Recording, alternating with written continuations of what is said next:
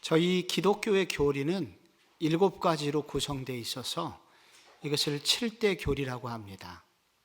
이 교리 첫 번째는, 이 모든 교리는 성경에 의하여 시작이 되기 때문에 성경론이라는 교리를 처음으로 배우게 됩니다.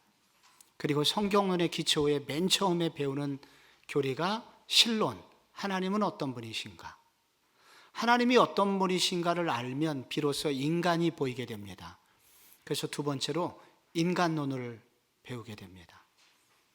그 인간론을 배우다 보면은 정말로 이 인간은 구원받을 수 없는 정말 죄인이구나. 우리는 어떻게 하면 구원받을 수 있을까? 그렇게 고통하는 인간들을 향하여 하나님이 구원의 길을 보여주셨으니 바로 그리스도입니다. 그래서 그 다음에 배우는 것을 그리스도론, 기독론이라고 합니다. 그 기독론을 배우게 되면 비로소 우리는 인간이 어떻게 구원받는지를 알기 때문에 그때 배우는 것을 일컬어서 구원론이라고 합니다. 그 구원론을 배우면 구원받은 사람들은 그러면은 누구인가? 그들이 모여있는 곳을 배우게 됩니다. 그거를 교회라고 하고 그때 배우는 것을 교회론이라고 합니다. 우리는 지난 시간까지 이렇게 6번에 걸쳐서 큰 주제로 최소한 3, 4주 한 주제당 그렇게 저희들이 각각의 교리들을 배워왔습니다. 마지막 7번째 하나 남은 게 있습니다. 무슨 교리가 남았을까요? 종말론입니다. 과연 그러면은 우리 이렇게 모여 있는 것이 교회인데 이 교회의 마지막은 어떤 모습인가? 교회는 다른 것이 아니라 세상으로부터 부름받은 하나님의 백성들의 모임이 교회이니까 거기에 교회를 다니는 사람들을 성도라고 합니다. 성도들은 그럼 최후에 어떤 모습을 가지게 될 것인가? 성도의 마지막은 어떻게 끝나나? 우리의 마지막은 어떻게 끝날까요? 그리고 교회의 마지막은 어떻게 끝날까요? 그리고 이 지구는 어떻게 끝날까요? 그리고 이 우주는 어떻게 끝날까요? 이런 것들을 다 다루는 것을 뭐라고 그러냐면은 종말론이라고 합니다. 그래서 이 종말론에는 이제 개인의 종말이 있고 그리고 지구의 종말, 그리고 지구를 넘어서 우주적인 종말이 있습니다. 크게 이렇게 두 가지로 나눌 수 있는데 오늘은 개인의 종말을 함께 공부하는 시간입니다. 우리 개인적으로는 마지막이 어떻게 되나? 성도의 마지막은 어떻게 끝나나? 이것이 바로 종말론을 배우는 내용입니다. 마지막은 물론 죽죠. 그래서 이 종말론은 개인의 종말은 죽음입니다. 그런데 이 교리에서 주로 배우는 것은 뭐냐면 죽음과 그 죽음 이유가 어떻게 되느냐 하는 부분을 우리는 다루게 됩니다. 죽음 이후에. 요즘 우리는 다시 죽음의 문제 앞에 섰습니다. 이태원발 156명의 아주 그 젊디 젊은 푸르고 푸른 우리의 젊은이들이 이슬처럼 죽었습니다. 그럼 끝일까? 죽음 이후에 우리는 어떻게 될까? 그것이 우리가 가진 궁금증입니다. 일반적으로 죽음은 뭐냐? 이 일반적으로 죽음에 관해서는 첫 번째 죽음에 관한 일반적 의미를 거기 써놨죠. 생물학적인 기능이 중지되는 것, 심장이 멎는다든지 뇌가 멎는다든지 이렇게 생물학적인 기능이 끝나는 것을 죽음이라고 일반적으로 말합니다. 그러면 그 순간 무슨 일이 생깁니까? 한 사람이 평생토록 일궈놓았던 업적이 다 무너지는 순간입니다. 죽을 때 갖고 가는 사람이 하나도 없어요. 그래서 모두 다 죽음의 순간에 평생 이뤄놨던 업적이 끝나는 순간입니다. 동시에 사랑하는 사람들과의 이별을 맞이하게 됨으로써 인간사의 최대의 고통의 시간, 그게 바로 죽음의 순간입니다. 그러면 일반적으로는 그런데 성경적으로는 그럼 죽음은 어떻게 되냐?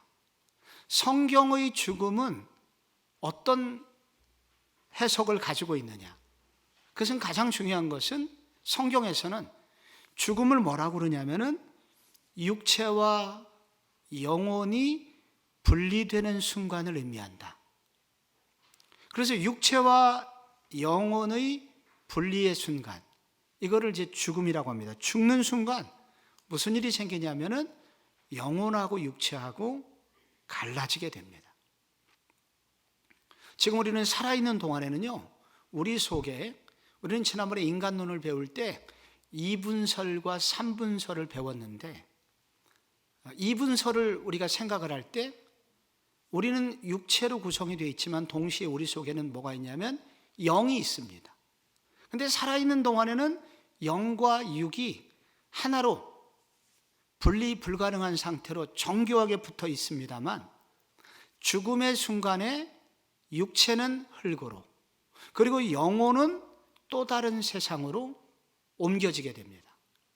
그래서 성경에서 죽음은 영혼과 육체의 분리를 의미합니다. 죽음은 그런 것입니다. 그래서 마태복음 10장 28절에 보면은 성도가 더 두려워해야 되는 것이 있는데, 몸은 죽여도 영혼은 능히 죽이지 못하는 자들을 두려워하지 말고 오직 몸과 영혼을 능히 지옥에 멸하실 수 있는 이를 두려워하라. 마태복음 10장에서 그렇게 말씀을 하고 있습니다. 또한 성경에서 죽음은 뭐냐? 죄의 형벌의 결과다 라고 이야기를 합니다. 그러면 원래 죄 짓기 전에는 어떻게 됐을까요? 그러니까 원래 창조 시에 우리가 첫 번째 아담과 하와가 만들어졌을 때 인간은 창조의 원래 목적은 뭐였냐면 영원히 죽지 않도록 만들어져 있었던 것입니다. 그런데 아담과 하와가 죄를 범한 이후에 그들 속에 죄가 들어오면서 죽게 되었죠. 그래서 창세기 2장 17절에 보면은 거기 그렇게 나옵니다. 선악을 알게 하는 나무의 열매는 먹지 말라. 내가 먹는 날에는 반드시 죽으리라 하시니라. 선악을 알게 하는 나무, 선악과를 먹기 전에는 죽지 않도록 만들어졌는데 먹는 날에는 죽으리라. 그래서 그들이 죄를 범하게 되고 그래서 죽게 됐다는 것입니다. 이 로마서에서 이거를 조금 더 자세히 설명하는데, 로마서 6장 23절 여러분의 나와 있죠? 죄의 삭은 사망이요 하나님의 은사는 그리스도 예수 우리 주 안에 있는 영생이니라. 그래서 우리가 이 땅에서 사는 모두 하루하루가 죄인데, 죄라는 놈의 특징은 열심히 죄를 지으면은 품삯을 받는데, 월급이죠. 그 월급으로 주는 게 뭐냐? 사망이라는 월급을 준다는 거예요. 그래서 죄의 삭은 사망이다. 원래 이렇게 죽지 않도록 만들어져 있지만 죄를 지은 인간은 이렇게 사망을 당할 수밖에 없는 상태가 되었다는 것입니다. 이게 성경이 말하는 죽음이고요. 그리고 또 하나, 성도에게 죽음은 성화의 일부분이다. 성도는 예수 믿고 난 이후에 그리스도를 추구하고 조금씩 변화가 됩니다. 변화가 되고 변화가 되는 걸 성화라고 하는데, 조금 더 거룩해지는 성화라고 말하는데, 죽는 순간 무슨 일이 벌어지냐면 죽는 순간에 비로소 예수 믿는 사람은 온전히 성도가 됩니다.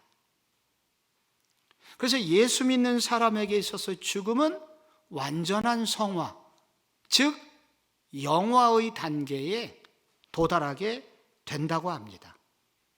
그래서 성도들에게 있어서 하나님께서 성도들의 죽음을 하나님은 어떻게 보시냐면 슬퍼하시지 않습니다. 뭐라고 하냐면 시편 116편 15절, 거기 같이 한번 읽어볼까요? 시작. 그의 경건한 자들의 죽음은 여호와께서 보시기에 귀중한 것이로다. 아멘. 귀중한 것이로다. 왜 귀중한 것이냐면 고린도전서 15장 51절을 제가 한번 읽어드릴게요. 보라, 내가 너희에게 비밀을 말하노니 우리가 다 잠잘 것이 아니요 마지막 나팔에 순식간에 홀연히 다 변화되리니 나팔 소리가 나매 죽은 자들이 썩지 아니할 것으로 다시 살아나고 우리도 변화되리라. 다 변화되리니, 홀연히 변화된다는 거예요. 그래서 여러분, 예수 믿는 순간 성도에게 있어서 죽음은 어떤 의미냐면은 완전한 성화, 즉 영화에 이르게 되는 상태를 맞이하게 된다. 이것이 성도에게 있어서의 죽음의 의미라는 것입니다. 그리고 또 한 가지 생각할 수 있는 것은 성도에게 죽음은 하나님이 성도에게 맡겼던 소명이 완료됐다는 것을 의미합니다. 그래서 하나님은 우리에게 맡겨주신 것이 있는데 맡겨주신 것을 다 마치기까지는 성도를 데려가시지는 않는다. 만약에 데려갔다면 하나님이 그 사람에게 원래 맡겼던 소임을 다 마쳤다는 이야기다. 그래서 바울은 디모데후서 4장 7절에 이렇게 말했습니다. 나는 선한 싸움을 싸우고, 그 다음에 뭐라고 그랬어요? 나의 달려갈 길을 마치고, 달려갈 길을 마쳤다는 거예요. 달려갈 길. 하나님께서 바울에게 너는 이만큼 달려야 돼. 너는 4.5km, 이만큼이 네가 달려가야 될 길이야. 근데 바울은 열심히 달려서 그 4.5km까지 다 달려갔다는 거예요. 하나님이 그에게 맡겨주신 그 걸음걸이, 그거를 바울이 한 AD 64년에서 65년경에 바울이 죽었는데 그의 나이도 거의 그와 유사했을 것으로 생각이 됩니다. 바울이 아마 60대 초반에 죽었는데 바울은 바로 자기에게 맡겨주신 소임이 거기까지였던 거예요. 더 많은 일을 하고 싶은 마음도 있었겠지만 하나님은 그에게 너는 여기까지야. 그래서 바울이 죽는 그 순간 하나님이 그에게 맡겨주신 소임, 소명 혹은 사명이 끝나게 됩니다. 그래서 성도에게 있어서의 죽음은 하나님이 그에게 맡겨주신 소명이 완료되었음을 설명하는 표징이다 라고 말할 수 있다는 것입니다. 그러므로 이게 성경에서 보면은 이 성경적으로 성도들이 당하는 죽음은 그러므로 형벌이 아니고 성도들에게 있어서 죽음은 뭐냐? 축복이다. 그리고 예수 그리스도의 십자가의 죽으심을 덧입은 성도들은 결국은 죄에 대하여 죽고 영원한 세계로 들어가는 순간이다.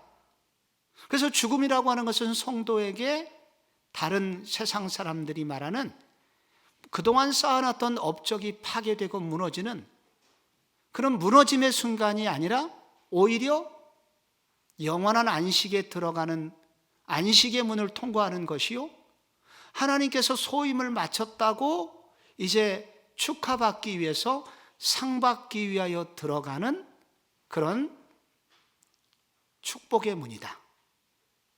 그래서 성도는 바로 그 순간 마치 초등학교 때 글짓기 잘했다고 매일 전체 회의에서 교장 선생님을 통해서 상장 수여를 받는 그 떨리는 심정으로 바로 그렇게 들어가는 그 죽음이라고 하는 것은 성도에게 있어서 그런 상급을 받기 위하여 출발하는 순간이다 라고 성경은 말하고 있는 것입니다.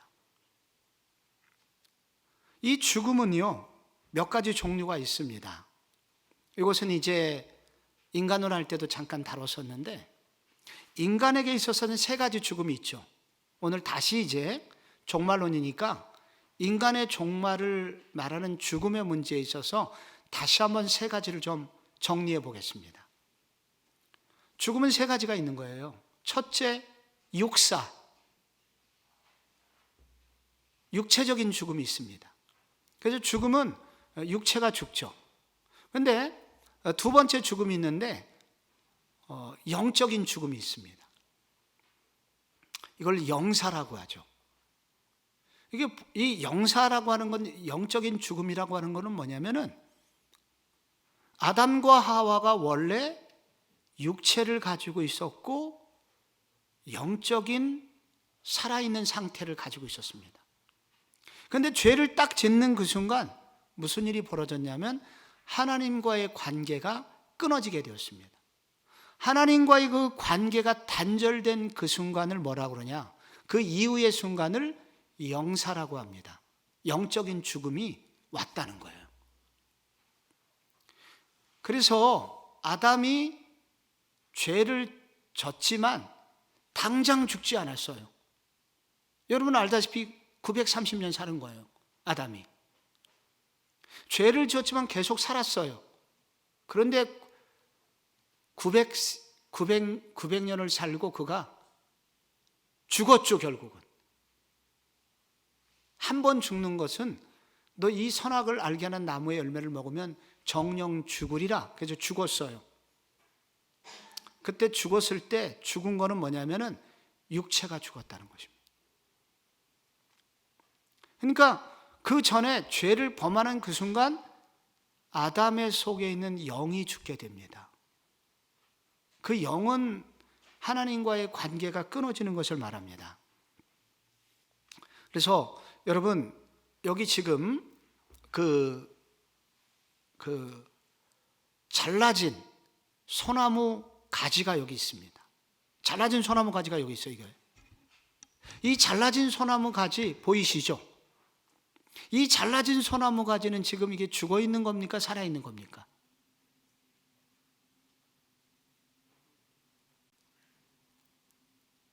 아니, 소나무 가지가 어디 있어요, 목사님? 아무리 봐도 마이크 대가리인데. 여기 잘라진 소나무 가지가 있어요, 여러분. 한번 보세요. 이 잘라진 소나무 가지는 죽었습니까? 살았습니까? 지금 살아있어요. 그런데 죽은 거예요. 지금 살아있는 것처럼 보이지만 막 잘라내갖고 지금 살아있는 것처럼 보이는데 이제 다음 주에 오시면은 바싹 말라있고 한 달 후가 되면 완전히 말라버립니다. 그래서 이제 영사, 영적인 죽음은 뭐냐면은 하나님과의 관계가 단절되는 그 순간 영이 죽게 되고 그 순간 육체는 여전히 살아있어도 하나님과의 관계, 생명력이 하나님으로부터 오지 않기 때문에 영적인 죽음이 시작돼서 그런 상태를 일컬어서 영사라고 합니다. 예수 믿지 않는 모든 사람은 지금 다 영사 상태예요.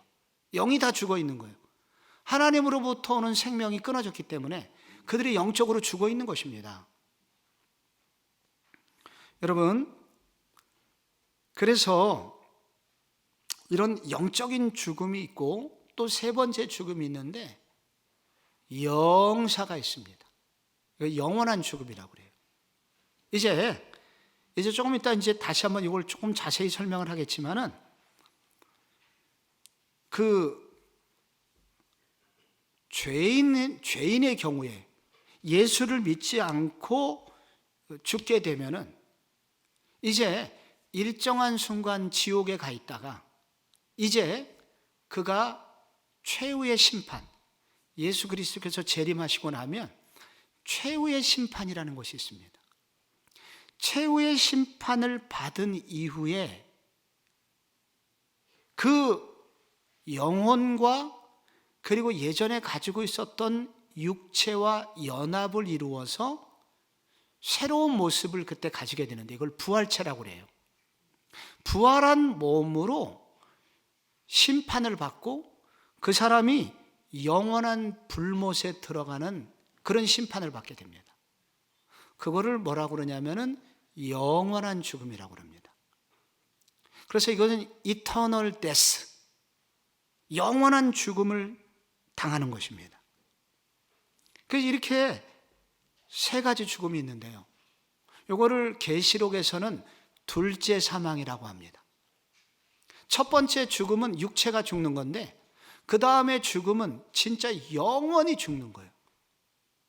그래서 계시록 20장 14절에 그 영사를 설명을 하고 있죠.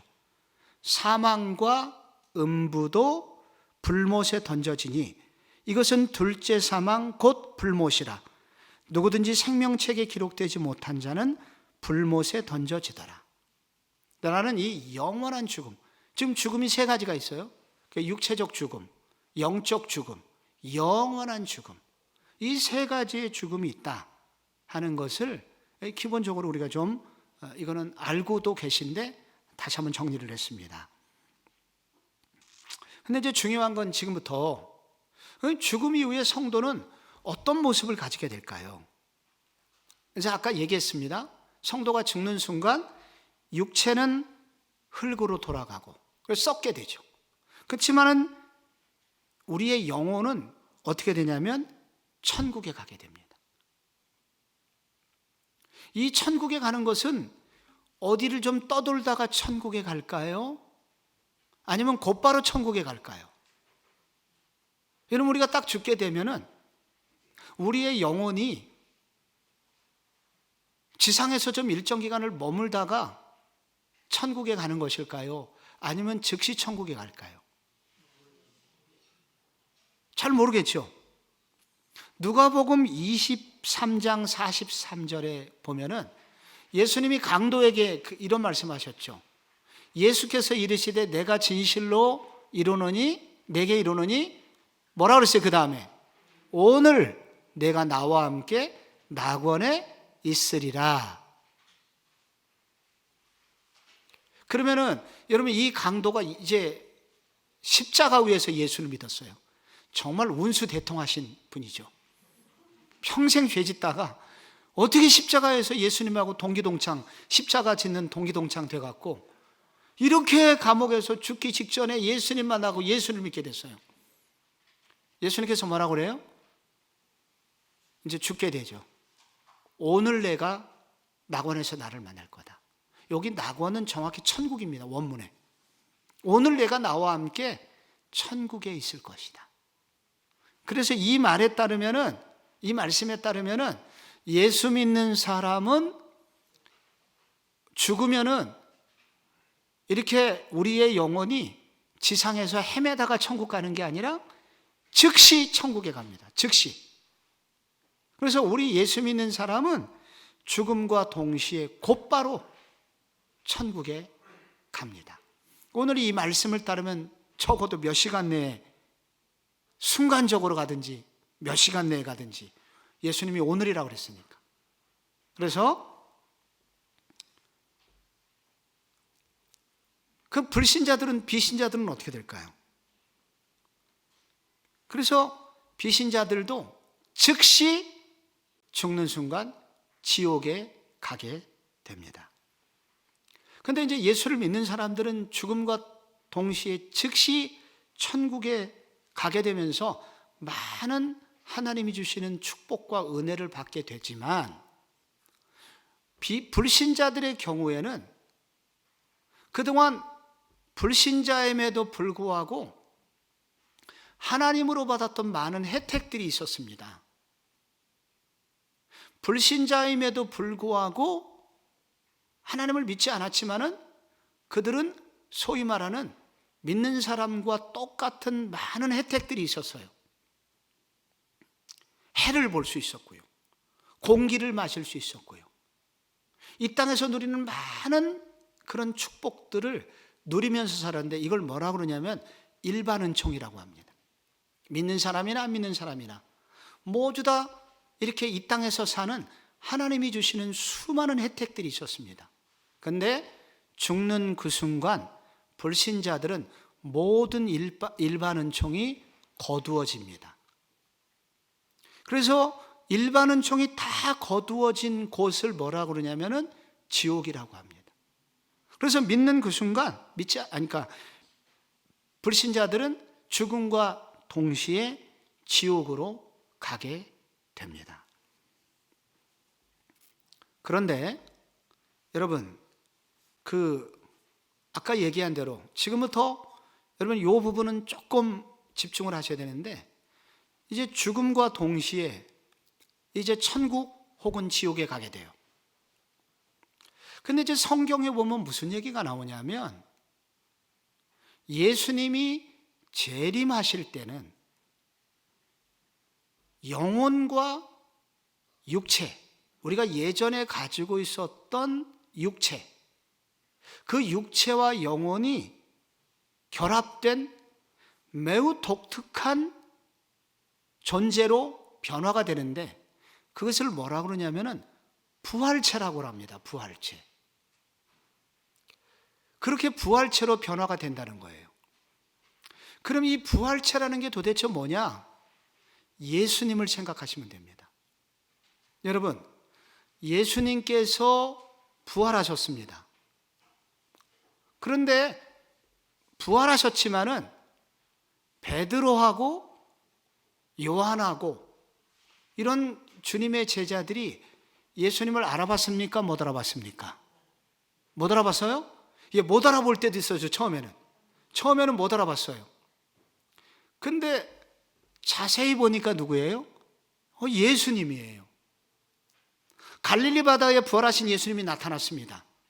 처음에는 못 알아봤어요. 근데 자세히 보니까 누군가 그래요. 우리 주님이시다. 그래서 예수님 만나러가고, 심지어 베드로는 부활하신 예수님이 구워주는, 여러분 그 제자들이 생선을 먹었잖아요. 그리고 부활하신 예수님께서 베드로에게 뭐라고 그랬어요? 시몬아, 네가 나를 사랑하느냐? 예, 주께서 아시나이다. 내 양을 먹이라. 그러면은 그 부활하신 예수님의 그 모습, 부활하신 예수님의 그 육체는 영입니까? 육입니까? 우선 영이라고 하면 영이신 하나님은 보이지가 않죠. 근데 지금 베드로가 지금 보고 있어요. 그죠? 생선을 구워주셨어요. 육체적인 모습이 있죠. 그런데 육체적인 모습이 있는데 또 진짜 우리처럼 육체는 아니야. 왜냐하면 골방에 다 숨어 있는데 벽을 뚫고 예수님이 나타나셨어요. 이렇게 공간을 막 초월하는 놀라운 육체야. 그래서 육체는 육체인데 우리가 가지고 있는 육체는 아니에요. 영이세요. 영인데 또 진짜 영은 아니야. 우리가 알고 있는. 다 알아볼 수 있어.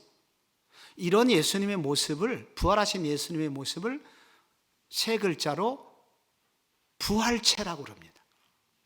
그것은 설명이 잘 안 되는 거예요. 그래서 우리도 나중에 예수님 재림하실 때 먼저 죽으셨던 분들, 돌아가신 성도님들이 예수님 재림할 때 다 부활체의 몸으로 변화된다는 거예요. 우리도 죽으면은 예수님 재림이 조금 늦춰질 때까지, 그때까지 우리는 천국에 갈 때는 영혼만 올라가는 거예요. 육체는 썩어요. 그런데 예수님이 다시 오시는 그 재림의 날에는 홀연히 다 변화가 됩니다. 어떤 모습으로? 부활체의 모습으로. 그런데 부활체라고 해서 우리가 갖고 있는 모든 육체를 말하는 것이 아니라 예수님처럼 우리가 서로와 서로를 알아볼 수 있는 모습인 신령한 모습으로 변화되는 거예요. 그냥 영혼만 걷어가셔도 될 것 같은데 왜 주님께서는 우리에게 다시 예전의 육체적 흔적을 결합시켜서 새로운 모습을 보게 하실까? 그것은 이 땅에서 성도가 이 땅에서 살았던 흔적들을 보상해 주시는 거예요. 그래서 나중에 우리가 우리가 천국에 가게 되면 예수님 재림하신 이후에 우리 모두는 서로를 다 알아볼 거예요. 집사님, 장로님. 그렇게 천국 가면 우리가 다 나중에 부활하신 예수님이 그렇게 제자들하고 교제하시고 떡을 구워주신 것처럼 우리가 그런 모습으로 다 변화되게 되니 그때의 모습을 뭐라 그런다? 부활체의 모습으로 변화된다는 거예요. 여러분이 우리가 이게 죽음을 맞이하게 되었습니다. 죽는 그 순간 우리의 영혼은 즉시 천국에, 비신자들은 즉시 지옥으로 가게 됩니다. 우리의 육체는 흙이 되어 썩어버립니다. 그러나 예수님 다시 오시는 그때 우리의 육체의 흔적과 영이 결합이 되면서 영원한 세계 속으로 들어가게 되니 그게 영원한 천국의 삶인 것입니다. 이런 구조로 되어 있는 거예요. 그래서 그때의 모습은, 그때 우리가 변화되어서 그때 우리가 가지게 되는 모습은 너무나 영광스러운 모습입니다. 예전의 육체가 아니라 완전히 영광스러운 몸으로 변화된 상태로 영원한 세계 속으로 들어가게 된다. 그래서 여기서 이제 궁금증이 하나 생깁니다. 그러면 우리가 믿는 사람의 경우에 천국을 가서 예수님이 재림할 때까지 부활체로 변화되기 전까지, 그러면 그 천국에 가 있는 그 시간, 혹은 비신자들의 경우에는 지옥에 가 있는 그 시간은 도대체 그러면 어떤 모습일까에 대하여 이 기간을 일컬어서 이 교리에서는 중간 상태라고 말합니다. 중간기. 그래서 완전한 변화가 오기 전에 이 기간을 중간기라고 말하는데, 이 중간기에 그러면은 신자든 비신자든 어떤 모습일까? 이 부분에 대해서는 지나간 2000년 기독교 역사 속에서 몇 가지 의견이 있었습니다. 견해가. 가장 근접한 견해는 무엇인가? 근데 일단 우리와 다른 의견 몇 가지를 좀 소개해 보겠습니다. 먼저 그 천주교에서는 뭐라고 말하냐면, 그 중간기에 이 믿는 사람의 경우 어디가 있느냐? 연옥에 가 있다 하여 그 중간 상태, 그 중간기에 가 있는 곳을 연옥이 있다고 설명을 했습니다. 요거를 연옥설 이렇게 말합니다. 그러니까 믿는 사람의 경우에는 죽으면 당장 천국에 가는 것이 아니라 천국과 지옥에 있는 중간 상태, 그 중간의 장소에 연옥이라는 게 있는데, 연옥에 가 있다가 예수님 재림하시면 부활체의 몸을 입고 영원한 천국에 들어가게 된다. 이렇게 천주교에서는 이야기를 하였습니다. 그런데 문제는 뭐냐면은 성경에 이것을 뒷받침할 만한 구절이 하나도 안 나온다는 거예요. 게다가 유일하게 찾아낸 구절이 오늘 내가 나와 함께 낙원에 있으리라 하는 예수님 말씀이니까, 여기 지금 낙원이 있지 않느냐, 이게 낙원이 연옥이다 이렇게 주장을 했는데 원문을 보니까 그게 천국을 말하는 거예요. 그래서 게다가 이 천주교에서 주장하는 것은 연옥의 중간 상태에 가 있다가 지상에서 자녀들이 열심히 기도하거나 선행을 베풀면 그 연옥에 가 있는 그 부모님의 그 영혼이 천국에 갈 수 있다 라고 가르친 적도 있었어요, 교회사에 보면. 그래서 이것은 우리가 로마서에서 그렇게 가르치고 있는 이신칭의 이론에 절대 반하는 것이다. 그래서 이제 이 캐톨릭에서 얘기하는 연옥설은 그럴듯해 보이나 성경적 지지를 받기는 매우 어려운 설이다. 그래서 여호와의 증인들이나 혹은 안식교에서는 뭘 말하냐면 영혼 수면설을 얘기합니다.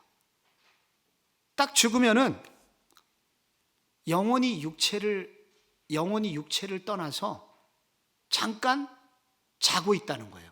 예수님 오실 때까지. 그래서 이걸 영혼 수면설이라고 합니다. 근데 이제 문제는 뭐냐면 이 영혼 수면설을 주장하는 사람들, 그러니까 딱 죽으면은 우리의 영혼이 예수님 오실 때까지 좀 쉬어요. 자고 있어요. 그런데 성경에 보면은 그 신자의 경우든 비신자의 경우든 죽음 이후에 그들의 영혼이 살아있으며 그리고 그들이 분명한 인식이 가능한 상태라고 성경은 말합니다. 여러분, 나사로의 비유, 예수님 말씀하셨죠? 예수님이 말씀하신 그 나사로의 비유에 보면은 누가복음 16장 24절에 거기에 여러분 지옥에 갔었던 그 부자가 뭐라고 얘기했습니까? 16장 24절.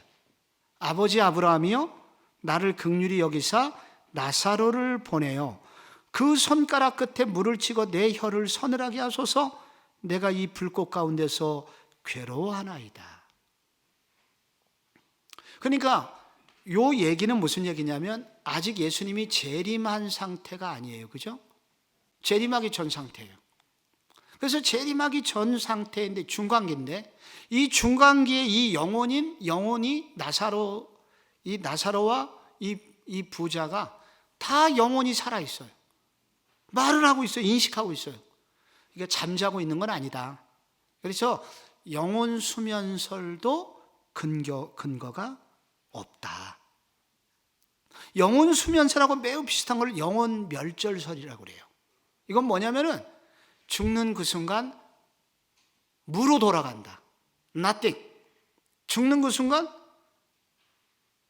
신자든 비신자든 다 끝나버린다. 아무것도 남아있지 않다. 대부분의 무신론자들이 이런 설을 지지하고 있죠. 그러나 성경하고는 이거는 뭐 당연히 반대되는 얘기입니다.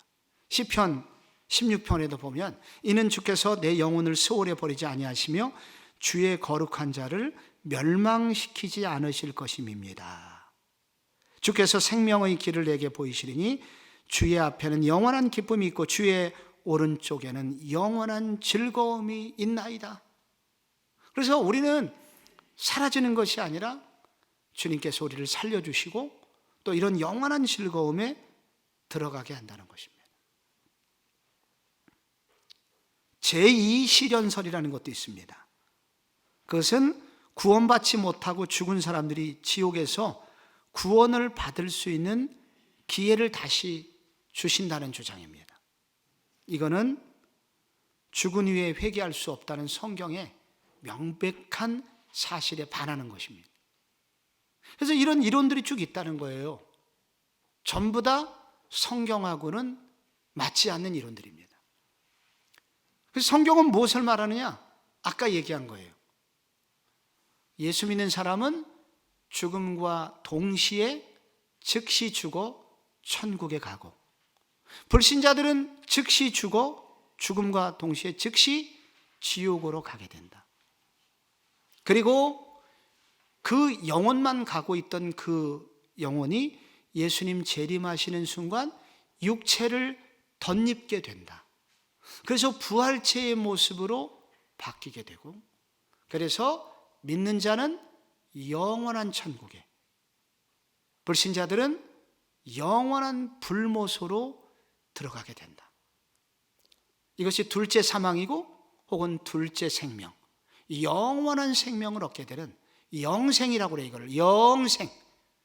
그래서 이 성도들은 이와 같은 영원한 생명 속으로 들어가게 된다는 것입니다. 그러므로 오늘 여러분 이제 마무리를 좀 해볼게요. 성도는 이 종말, 개인적 죽음 앞에서 우리는 어떻게 살아야 되나? 적어도 우리 성도는 죽음을 두려워하지는 말라라고 말씀하십니다. 성도는 이 죽음이라는 것은 끝이 아니기 때문에, 끝이 아니라 오히려 영원한 생명의 시작이기 때문에 성도에게 있어서 죽음은 복된 것이기 때문에 성도는 죽음을 두려워하지 않아야 된다라고 말씀하고 있는 것입니다. 여러분, 이 땅에서 우리가 숨이 딱 끊어지잖아요. 여러분 부모님 혹시 중에 소천하신 분 있습니까? 아빠, 엄마, 근데 딱 돌아가셨어요. 더 이상 숨을 안 쉬어요. 의사가 사망 진단을 내리죠. 땡땡땡싱 몇 월 며칠 몇 시에 사망하셨습니다. 사망 선고를 딱 내리는데, 여러분이 성경을 이제 우리가 믿어야 되는데, 이 성경을 믿는 사람은 바로 그 순간 무슨 일이 벌어졌냐면 즉시 그분의 영혼이 천국에 올라가 천국에서 첫 번째 숨을 들이키는 순간입니다. 그 순간이. 이 땅에서 숨이 끊어진 그 순간 성도는 천국에 올라가서 첫 번째 숨을 들이키는 순간입니다.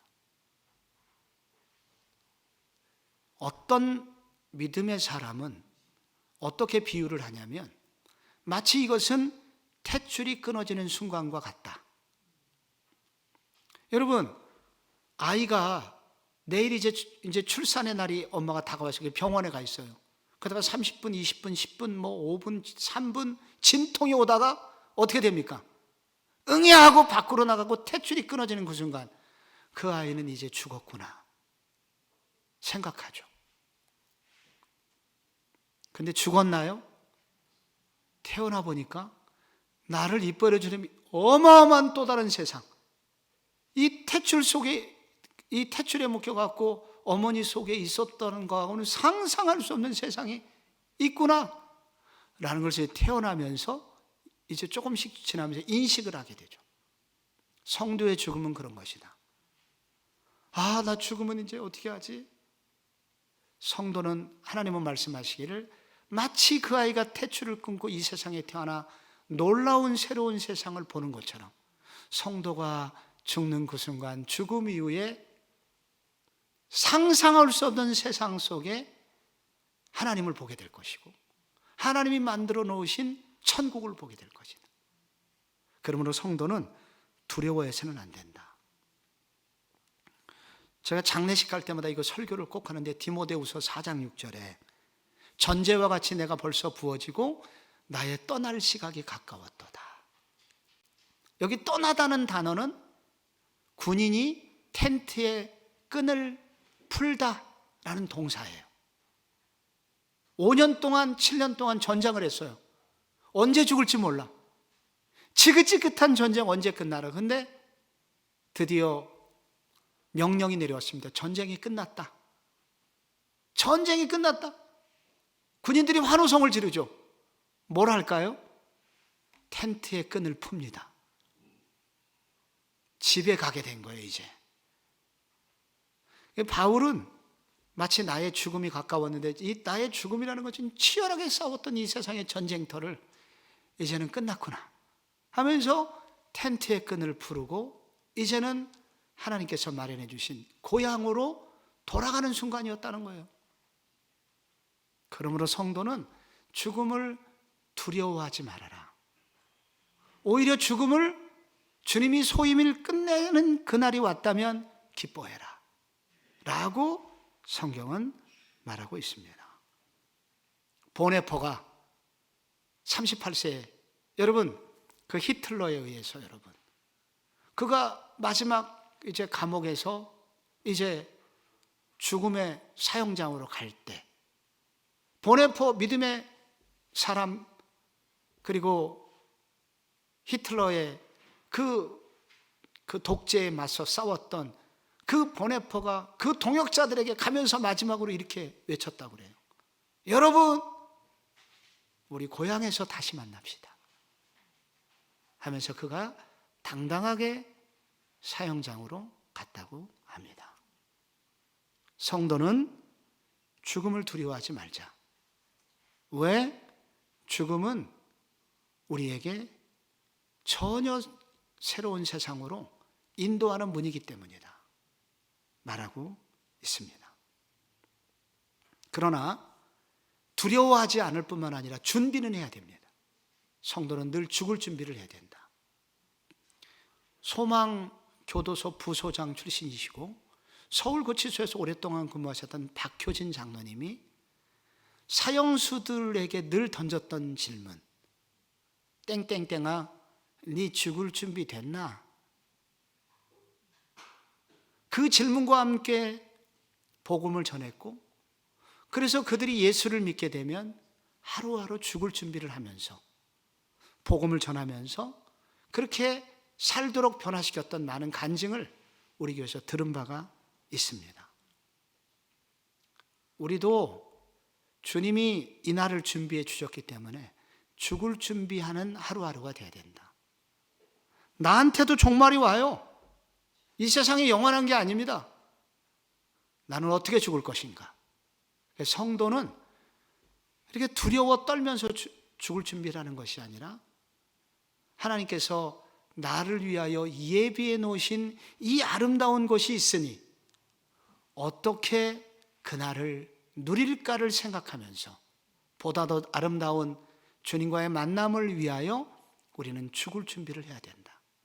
어떻게 준비할 것인가? 준비하라 라고 말씀합니다. 그래서 지금 우리가 해야 될 일은 복음을 전하는 것이다. 마지막으로. 그래서 이렇게 우리는 예수 믿어 죽음과 즉시 천국으로 가지만 다시는 기회도 없는 영원한 불못에 갈 영혼들을 안타까워하면서 치열하게 천국 복음을 전하자.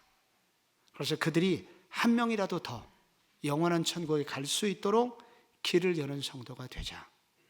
이것이 주님이 개인적 종말을 통하여 성도에게 알려주시는 것입니다. 우리는 한 번은 꼭 죽게 되어 있습니다. 어떻게 죽을 것인가? 이태원 참사를 지나면서 이게 순서가 없는 죽음이구나. 우리는 이 깊어가는 가을에 나의 종말은 어떻게 준비해야 되나 생각할 수 있는, 그러나 두려움과 떨림과 오늘 재수없는 얘기 들었다, 그게 아니라 오늘 정말 의미 있는 나를 기다리시는 주님을 나는 어떻게 만날까, 그렇게 준비하는 기회가 되시기를 예수 그리스도의 이름으로 축원합니다.